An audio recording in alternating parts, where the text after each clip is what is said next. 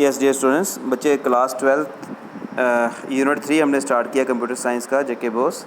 Unit 3 में inheritance हम कर रहे थे।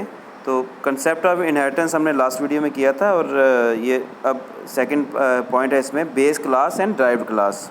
तो बेस क्लास ड्राइव्ड क्लास का टॉपिक आज हम लेंगे।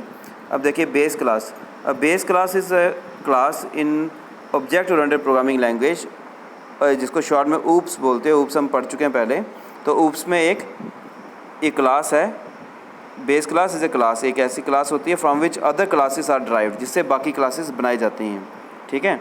तो अगर एक ऑलरेडी क्लास हमारे पास डिफाइंड हो, उससे हम ड्राइव करें या बना सकें अलग क्लासेस, नई क्लासेस, तो उसको हम बोलते हैं बेस क्लास, जो ऑलरेडी हमारे पास एग्जिस्ट करती है। The class which inherits the base class has all members of a base class as well as can also have some additional properties. तो जो नई क्लास बनेगी वो बेस क्लास के सारे या कुछ फीचर्स ले सकती है और अपने उसके अलग से फीचर्स भी उसमें ऐड हो सकते हैं। The base class members and member functions are inherited to object of the derived class.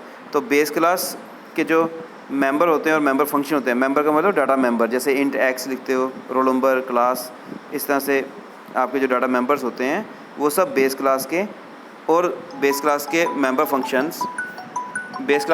Functions ये सब ऑब्जेक्ट के साथ अटैच हो जाते हैं या उसमें कॉपी हो जाते हैं ड्राइव क्लास के। अब base class is also called parent class और सुपर क्लास।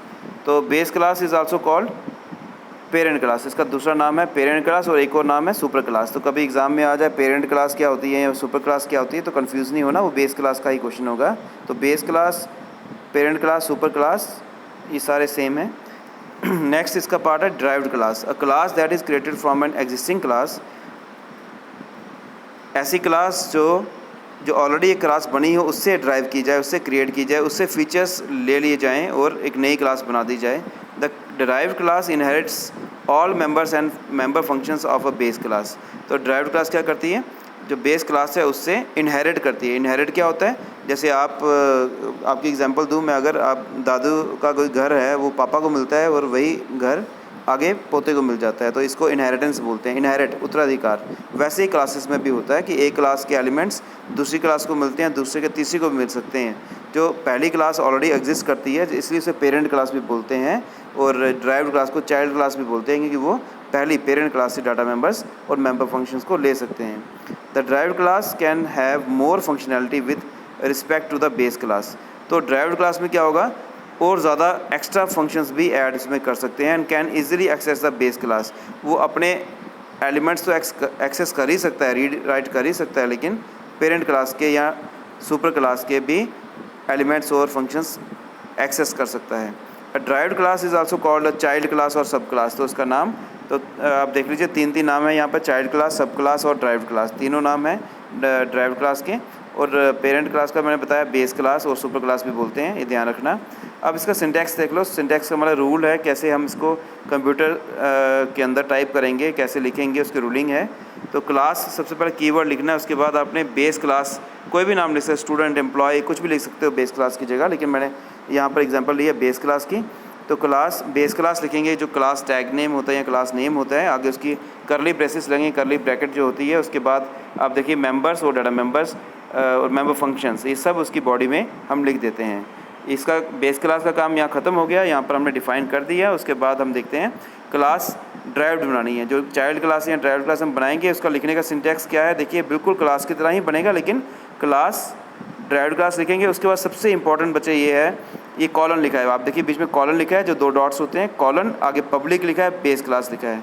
तो यही जो 3 वर्ड आपको नज़र आ रहे हैं, कॉलन, पब्लिक, बेस क्लास, तो इसी से कॉलन पब्लिक से ही बनता है कोई इनहेरिटेंस का कंसेप्ट। एक फादर और चाइल्ड या पेरेंट और चाइल्ड तभी बनेगा ये अगर ये कॉलन और पब्लिक लिखा होगा। तो उसके आगे तो बॉडी सेम होगी इसकी, इसमें भी डाटा मेंबर होंगे, मेंबर फंक्शन होंगे, लेकिन ये लिंक कर देता है चाइल्ड क्लास को पेरेंट क्लास से लिंक कर देता है, कॉलन पब्लिक लिंक कर देता है, जिससे क्या होता है कि पेरेंट की सारी प्रॉपर्टीज़ चाइल्ड में आ जाती हैं या बेस क्लास की सारी प्रॉपर्टी ड्राइव क्लास में आ जाती हैं। तो ये इसका सिंटैक्स था, सिंटैक्स कंप्यूटर में टाइप करने के लिए और थ्योरी में लिखने के लिए भी।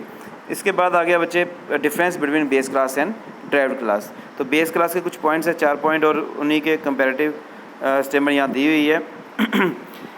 अ class from which properties are inherited, ऐसी क्लास जिससे प्रॉपर्टी क्या की जाए, इनहेरिट की जाए, उसको बेस क्लास बोलते हैं। Class from which is inherited from the base class, एक ऐसी क्लास जो इनहेरिट करती है बेस क्लास से, उसको ड्राइव्ड क्लास बोलते हैं। सारे पॉइंट जो हमने पहले पढ़े उसी को पॉइंट्स में कन्वर्ट करके लिखा गया है।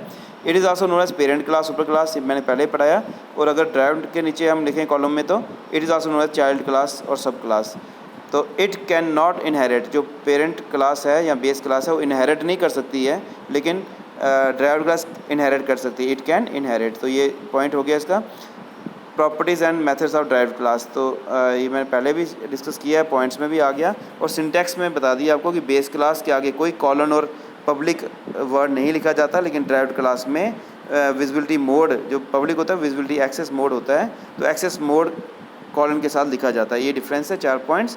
तो अगर ये डिफरेंस लिख लोगे और इनकी डेफिनेशन और सिंटैक्स लिख लोगे तो आपका 2 नंबर से लेके 5-6 नंबर तक क्वेश्चन आए तो आप इसको कर सकते हो। अगर 5 या 6 नंबर का क्वेश्चन आ जाए तो उसमें थोड़ा सा मटेरियल और ऐड करना पड़ेगा, लेकिन पर्टिकुलर इसके 5-6 नंबर क्वेश्चन बनता नहीं है, इसलिए 2 या 3 नंबर का ही क्वेश्चन ही आ सकता है, क्योंकि बड़े टॉपिक के लिए और भी टॉपिक है यहाँ पे, तो इसका ये इतना बड़ा टॉपिक नहीं है।